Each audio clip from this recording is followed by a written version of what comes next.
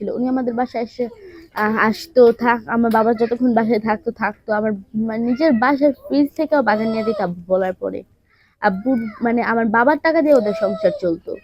ওরা আমার বাবার এরকম নৃশংসভাবে হত্যা করছে, এর ভিতরে কয়েকজনের নাম জানি।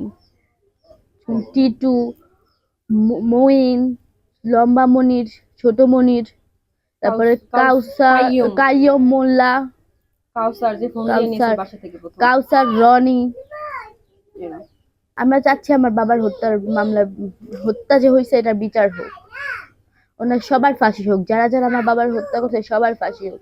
যারা আমার বাবাকে মারছে তারা তো মেন না, এর উপরেও কেউ আছে যে টাকা দিয়ে আমার বাবারে মার্ডার করাইছে, ওকেও যেতে ইয়া হয়। ভিডিওগুলো দেখছো? ভিডিওগুলো আমি দেখি নাই, কারণ ও তো বাচ্চা না, ওগুলো দেখলে এফেক্ট করবে। কোথায় আমার বাবার ওদের উপরে অ্যাটাক হইছে, আমরা যেতে লইছি দৌড়াইয়া, তখন আমাদের উপরে অ্যাটাক হইছে। আর কি আমরা বের হইতে লইছি তখন হচ্ছে রাসেল আর হচ্ছে রাজা, আরেকটা লোক ছিল লগে, জানি না ওটার নাম আমি জানি, দুজনের নাম জানি। ওরা দুজন এসে আমাদের কাছে বাড়ির চাবি নেন, আমাদের বাড়িতে লুটপাট করব।